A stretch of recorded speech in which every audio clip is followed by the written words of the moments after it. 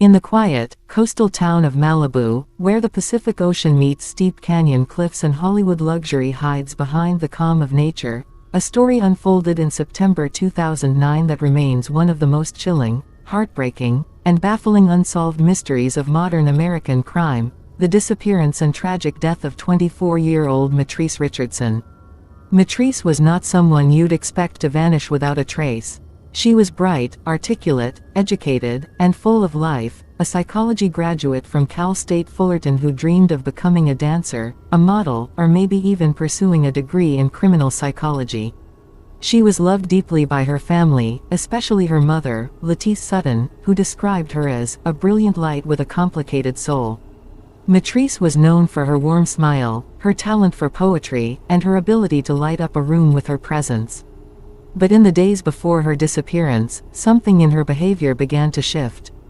Friends noticed she was acting different, speaking in riddles, posting unusual messages online, and behaving in a way that suggested she was overwhelmed, distressed, or possibly experiencing a mental health episode.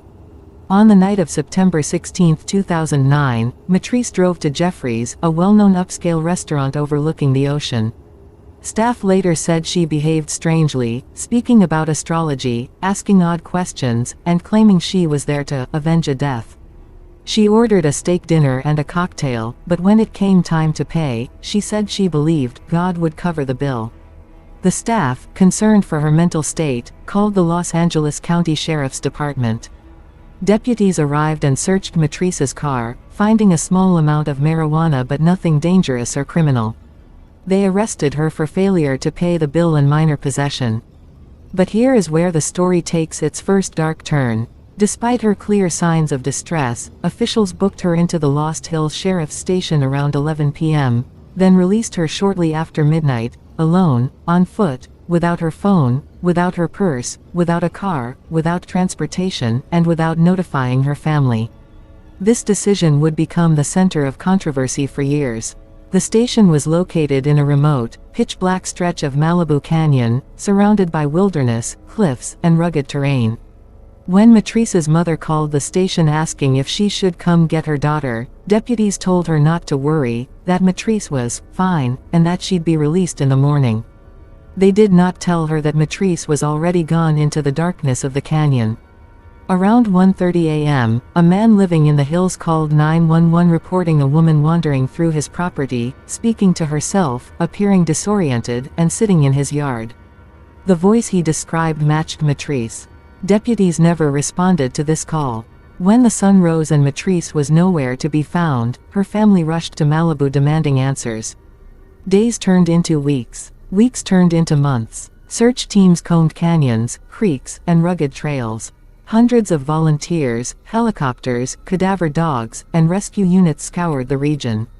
Her family posted flyers, held vigils, begged the sheriff's department for transparency, and pleaded with the world to help find her. But the search was slow, disorganized, and plagued by contradictions. Authorities delayed releasing video footage from the station. They changed their statements about Mitrice's behavior.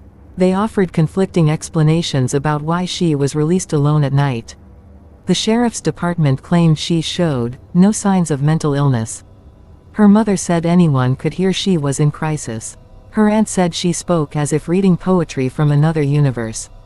Her father said the system failed her. Nearly a year later, on August 9, 2010, two park rangers exploring a remote section of Dark Canyon stumbled upon a horrific sight: a partially mummified body lying in a ravine, surrounded by thick brush and steep rock walls.